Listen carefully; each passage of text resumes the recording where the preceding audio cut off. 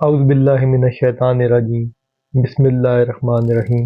السلام علیکم دوستو، میں اعجاز احمد فکرال آپ سے مخاطب ہوں۔ میرے پاس بہلا کہانی کے کچھ اور حقائق سامنے آئے ہیں تو میں نے اس کہانی کو اور آگے بڑھایا ہے اور آپ کے سامنے مکمل بہلا ناول لے کر حاضر ہوا ہوں۔ امید ہے یہ آپ کو قسط وار شکل میں اور زیادہ پسند آئے گا۔ قارئین سے گزارش ہے کہ سب سے پہلے چینل کو سبسکرائب کریں اور نوٹیفیکیشن آن کر لیں تاکہ آپ کو نئے آنے والے مواد کا پتہ چلتا رہے۔ تو عرض ہے کہ یہ ناول رجسٹرڈ ہے، اس کے جملہ حقوق کاپی رائٹ ایکٹ کے تحت مصنف کے نام محفوظ ہے، لہذا اگر کسی شخص نے اس ناول کو بغیر اجازت شائع کرنے، کوئی مواد چرانے، کوئی آڈیو ویڈیو البم بنانے یا کسی الیکٹرانک چینل پر کہانی کا چربہ بنا کر پیش کرنے کی کوشش کی تو ایسے شخص کے خلاف عدالتی قانونی کارروائی عمل میں لائی جائے گی، جس کے لیے طویل لمبی جیل کی سزا اور بھاری جرمانہ مقرر ہے۔ لہذا خلاف ورزی کرنے والے کو بیک وقت ایک یا دونوں سزاؤں کا سامنا کرنا پڑ سکتا ہے۔ ناول کے بارے میں کچھ عرض ہے۔ ناول ادبی دنیا کا نچوڑ ہے۔ اچھی تخلیق اہل ذوق کے لیے خزانے کی طرح ہوتی ہے۔ سیاحت، مطالعہ، غور و فکر، تحقیق و تخلیق کے راستے ہیں۔ ناول میں ہر موضوع شامل کیا جا سکتا ہے، لہذا آپ کے سامنے خواہی مخلوقات پر مشتمل ناول لے کر حاضر ہوا ہوں۔ یہ ناول پڑھتے ہوئے آپ کئی جگہوں پر سوچتے ہوں گے جنات ایسا کیسے کر سکتے ہیں جیسا بیان کیا گیا ہے۔ میں کسی کو کیسے یقین دلاؤں جیسا میں نے دیکھا ہے؟ اگر بیان کیا گیا میرے سامنے وقوع پذیر نہیں ہوا تو دنیا میں ایسا کہیں نہ کہیں ضرور وقوع پذیر ہوا ہے جو بیان کیا گیا ہے۔ ایک بات عرض کرنا چاہتا ہوں، قارئین کی مرضی کے مطابق نہ تو لکھا جا سکتا ہے اور نہ ہی بیان کیا جا سکتا ہے۔ نہ ہی میرے پاس ایسا کوئی منتر ہے جو میں پڑھوں اور آپ اس کہانی کے سحر میں گرفتار ہو جائیں۔ تحریر کو دلکش بنانے کے لیے بہت کچھ ایسا بھی بیان کیا گیا ہے جس سے کہانی کو چار چاند لگ گئے۔ یہ دنیا طلسم کدہ ہے جہاں ضروری تو نہیں کوئی شخص حرفاً مولا ہو یا ہر شخص حرفاً مولا ہو۔ غائبانہ باتوں پر انسان کو آسانی سے یقین نہیں آتا۔ جن لوگوں کے ساتھ خواہی چیزوں سے منسوب کوئی واقعہ رونما نہیں ہوا ہوتا وہ خواہی مخلوقات سے منسوب باتوں کو سرے سے مانتے ہی نہیں۔ ان کو خواہی مخلوقات سے منسوب باتیں جھوٹے قصے کہانیاں لگتے ہیں۔ اگر مانتے ہی نہیں پھر بھی ان پر خوف سوار رہتا ہے، کیونکہ اول تو ان کا ان سے واسطہ ہی نہیں پڑا ہوتا، اگر پڑ جائے تو بہت زیادہ ڈر جاتے ہیں، بعض اوقات شدید تیز اور خوفناک بہار میں مبتلا ہو جاتے ہیں اور بعض اوقات دیوانگی میں بھی مبتلا ہو جاتے ہیں، اکثر جان سے بھی ہاتھ دھو بیٹھتے ہیں۔ جو عامل ہوتے ہیں ان کا ایمان ہے کہ خواہی مخلوقات سے متعلق واقعات رونما ہوتے رہتے ہیں۔ ہر عامل کا ہر واقعے پر یقین نہیں بیٹھتا، کیونکہ ہر عامل مکمل عامل نہیں ہوتا۔ دنیا میں ہزاروں زبانیں بولی جاتی ہیں، اربوں انسان آباد ہیں، اربوں مزاج ہیں، خرب ہا دوسری مخلوقات آباد ہیں، جن میں وجودی طور پر نہ نظر آنے والی مخلوقات بھی ہیں۔ نہ صرف جانور، چرند پرند، کیڑے مکوڑے، سمندری مخلوقات ہمارے ارد گرد موجود ہوتے ہیں، بلکہ خواہی مخلوقات بھی ہمارے ارد گرد موجود ہوتے ہیں۔ یہ چیزیں زیادہ تر ویرانوں، درختوں، جھاڑیوں، بیابانوں، خالی رہائشات یا انسانوں کے درمیان اندھیروں میں پائی جاتی ہیں۔ تنہائیاں ان کے مسکن ہوتے ہیں، رونقوں سے ان کو نفرت ہوتی ہے، گہرے اندھیرے میں پرسکون رہتے ہیں۔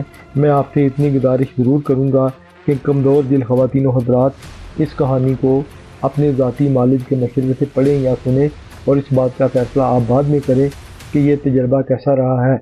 تو آئیے بہلا کہانی کی طرف بڑھتے ہیں۔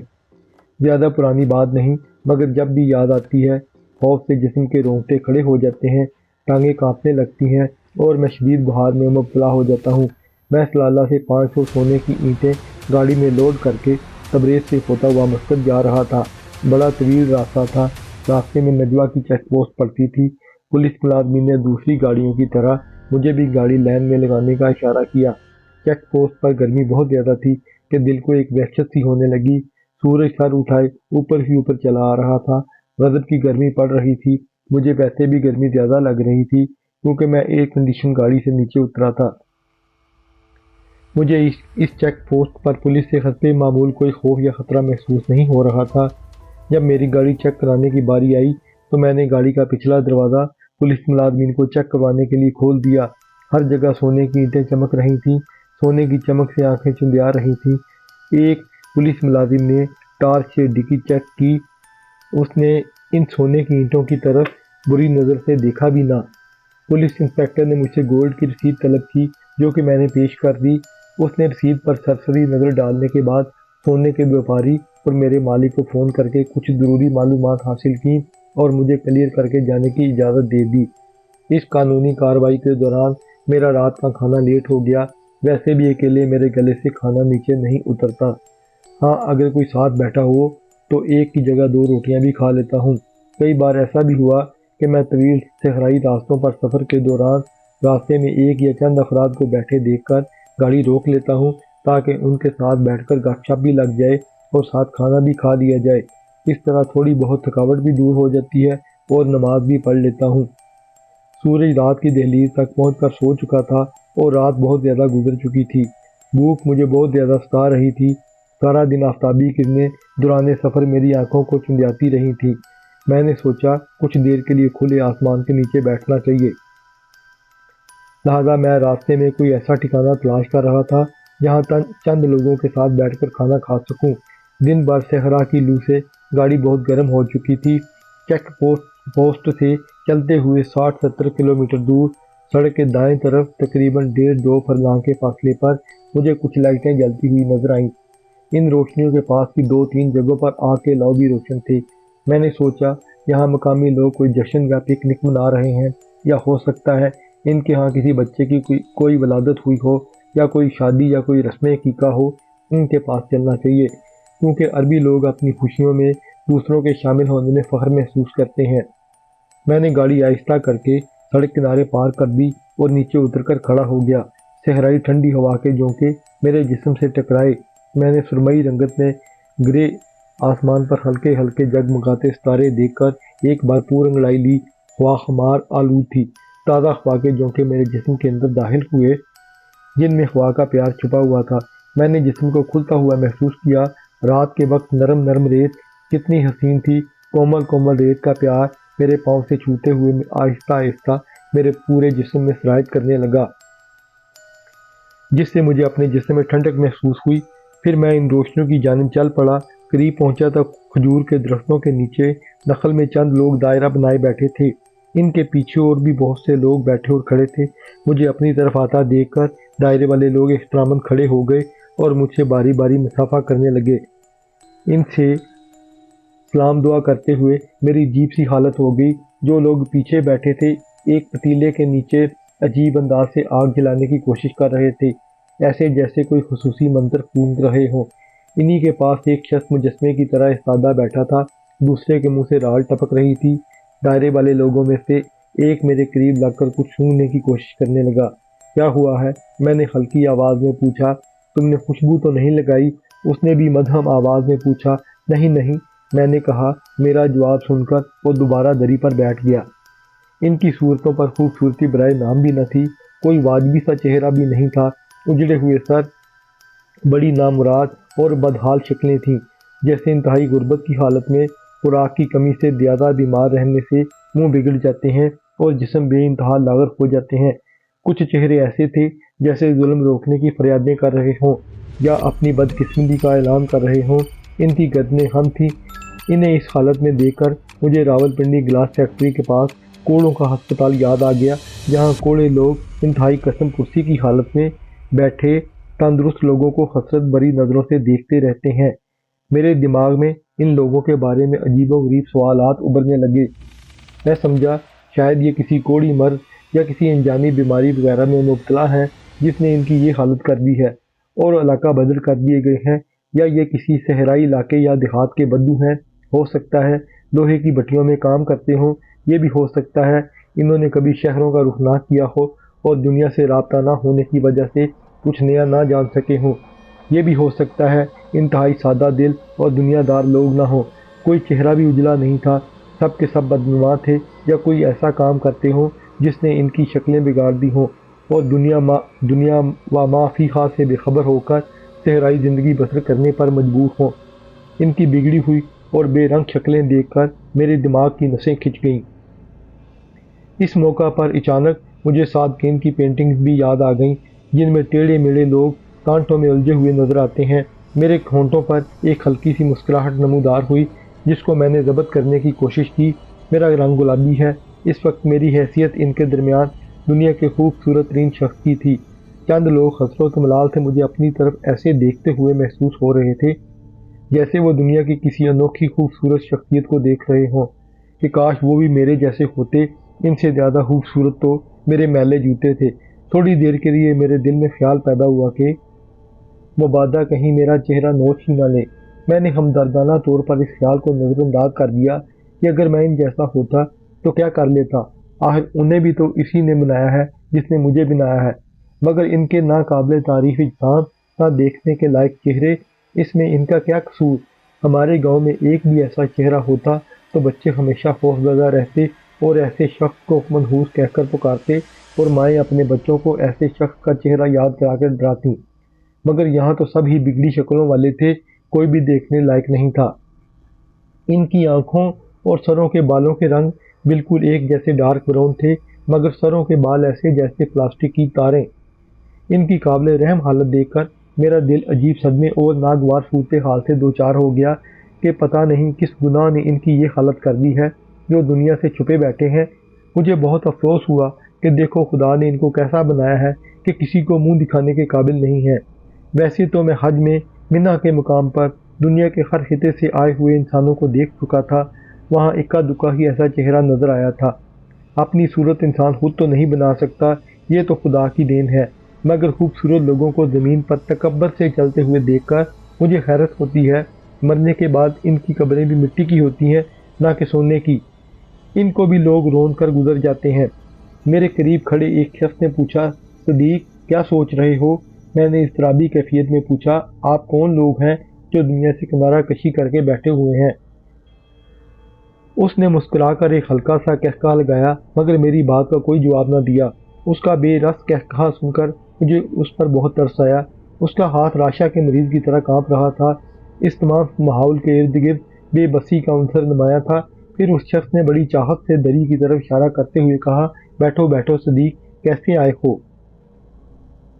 میں اس کی دعوت پر ان کے درمیان شانت ہو کر بیٹھ گیا اور جواب دیا، گزر رہا تھا، پردیسی ہوں، مسقط جا رہا تھا، ادھر روشنیاں دیکھ کر رک گیا ہوں، سوچا آپ کوئی جشن منا رہے ہیں، آپ کے ساتھ کھانا کھا لوں، اسی بہانے تھوڑا سا آرام بھی کر لوں گا۔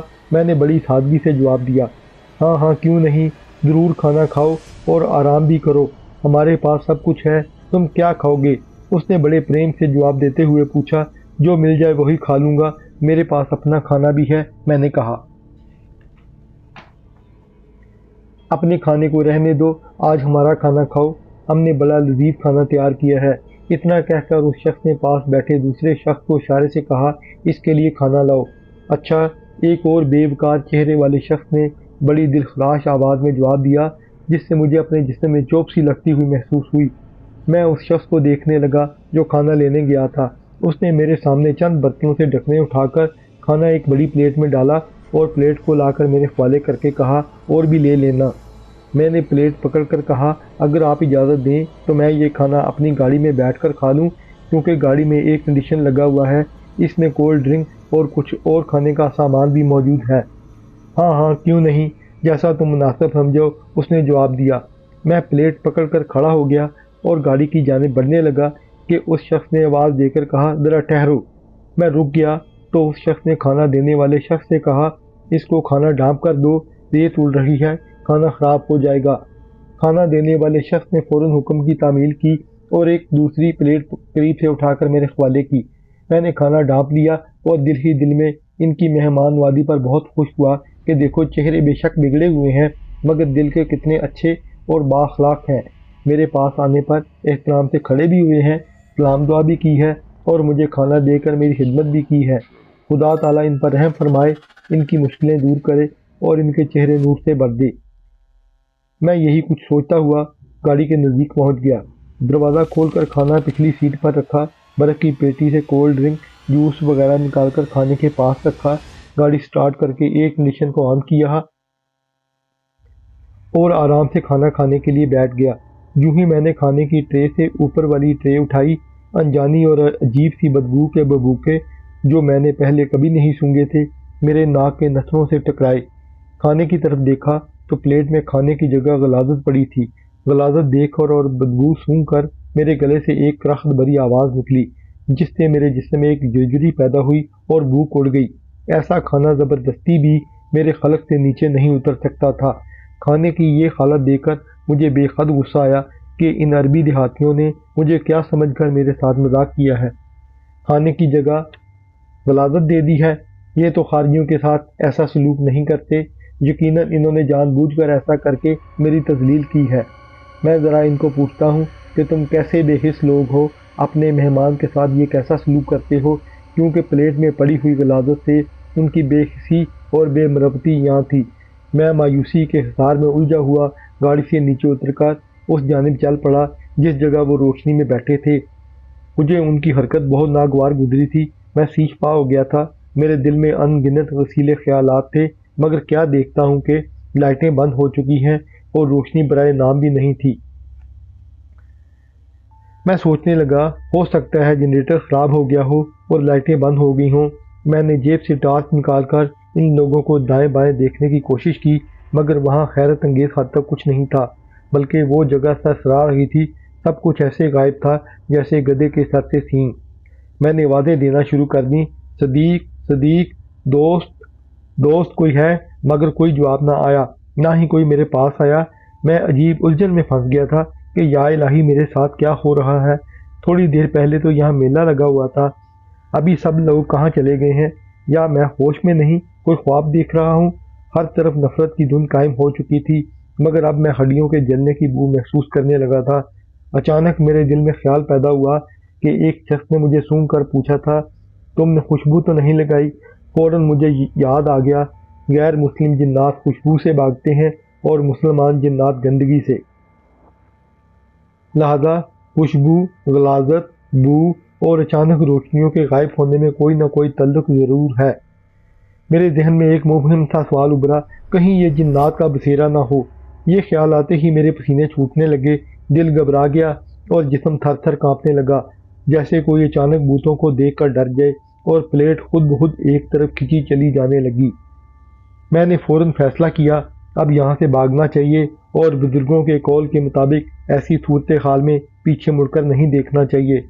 لہٰذا میں نے مزید پریشانی سے بچنے کے لیے فوراً گاڑی کی طرف بھاگنا شروع کر دیا۔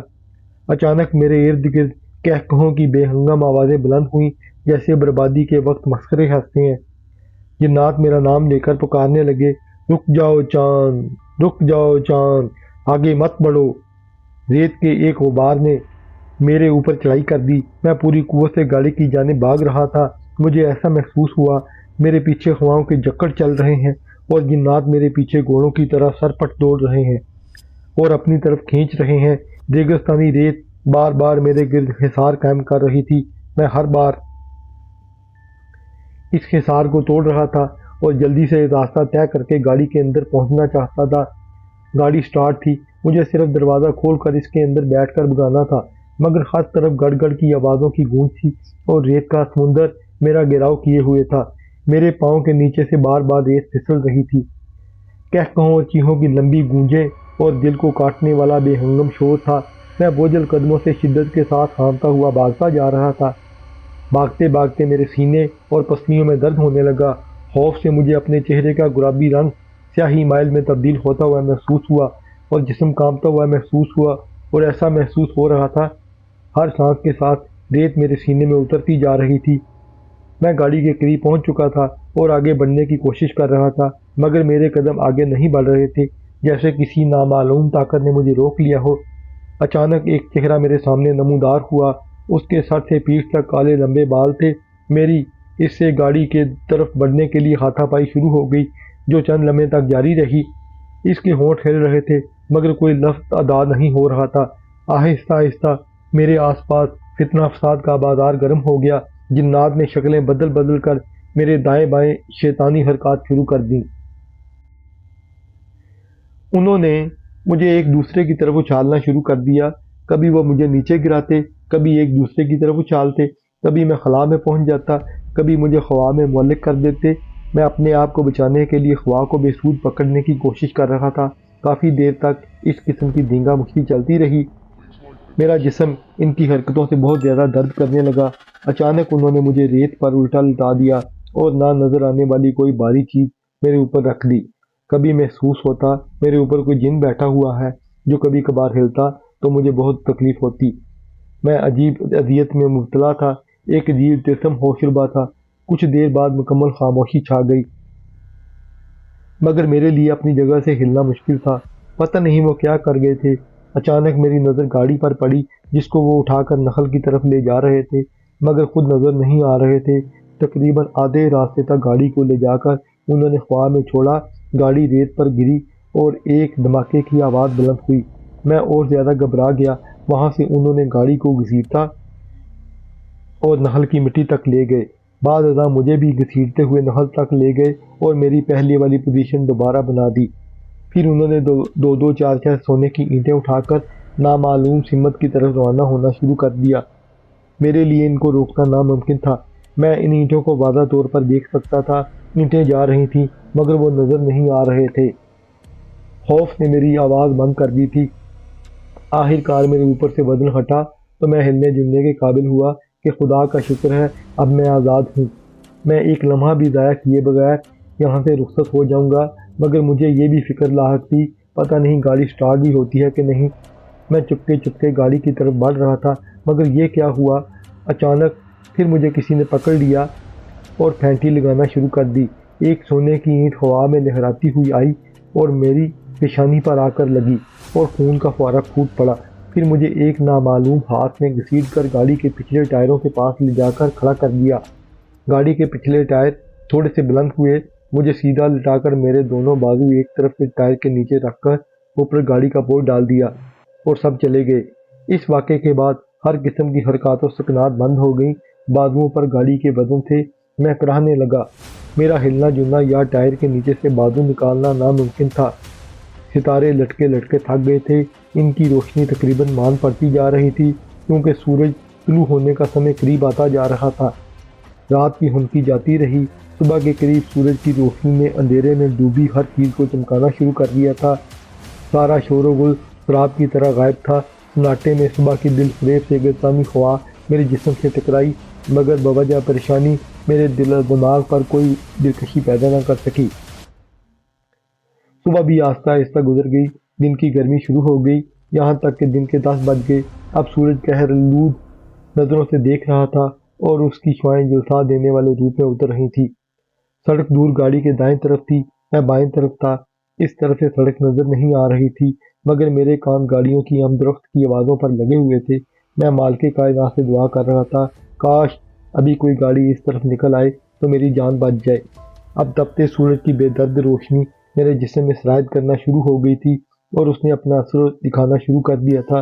ہلکی ہلکی گرم سلگتی ہوا کے ساتھ ریت اڑ اڑ کر میرے اوپر اور ارد گرد پڑ رہی تھی۔ میں ہر چند کوشش کر رہا تھا کہ ریت میری آنکھوں میں نہ پڑے اور نہ ہی میرے جسم سے ٹکرا کر میرے آس پاس اکٹھی ہو، کیونکہ ہوا میں اڑنے والی ریت کو ایک جگہ اکٹھا ہونے کے لیے ذرا سا آسرا چاہیے ہوتا ہے۔ بعد میں ریت کے ذرات وہیں ٹیلے کی صورت اختیار کر جاتے ہیں۔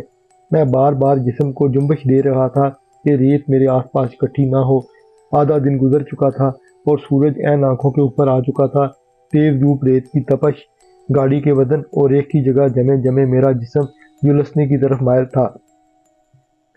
صحرائی ہوا کے آوارہ گرم گرم جھونکے میرے دائیں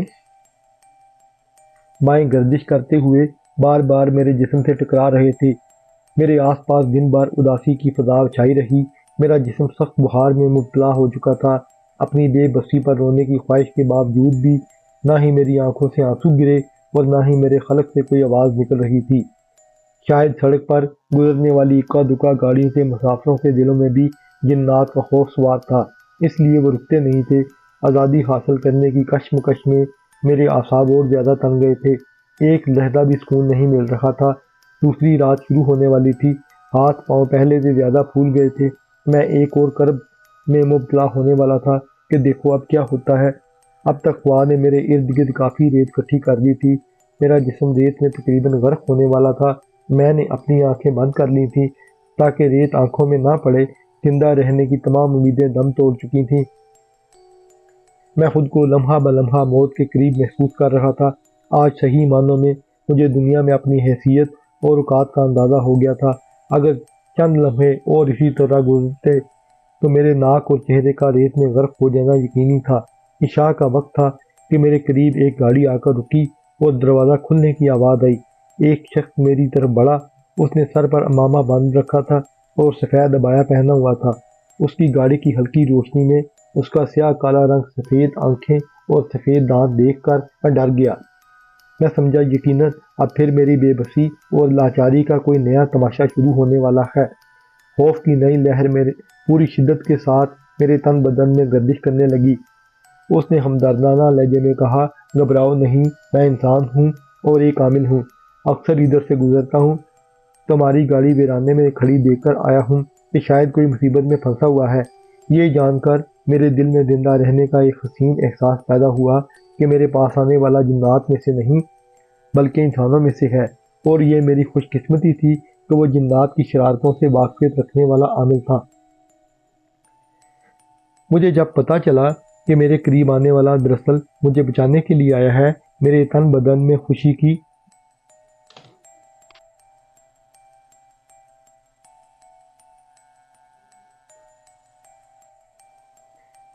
ایک لہر دوڑ گئی۔ وہی دل جو چند لمحے پہلے موت کے خوف سے سینے میں رکنے کی طرف مائل تھا، اب زندگی کی رمق سے شاد ہونے لگا۔ میں نے اس عامل سے کہا، پہلے جیک سے گاڑی اٹھا کر مجھے باہر نکالو، میرے دونوں بازو ٹائر کے نیچے شل ہو چکے ہیں۔ وہ فوراً اپنی گاڑی کی طرف بھاگا اور جیک لا کر میری گاڑی کے نیچے لگا کر گاڑی کو اٹھا کر میرے بازوؤں کو آزاد کر دیا۔ میرا جسم بخار، نکاہت اور تھکاوٹ کی وجہ سے چور چور تھا۔ اس نے میری نبض چیک کر کے کہا، تمہیں سخت بخار ہے، کوئی بات نہیں، اب سب ٹھیک ہو جائے گا، مگر تم یہاں پھنسے کیسے؟ مگر میں نے جواباً پانی مانگا۔ میری بگڑی ہوئی حالت دیکھ کر اس نے مجھے اپنی گاڑی میں بیٹھنے کا اشارہ کیا اور کہا، بیوقوف، یہ جنات کا علاقہ ہے جو بہلا کے نام سے مشہور ہے۔ اس جگہ کوئی نہیں رکتا اور گاڑیاں بھی تیزی سے گزرتی ہیں۔ اب جلدی سے میری گاڑی میں بیٹھو، ایسا نہ ہو کسی اور آفت میں پھنس جاؤ۔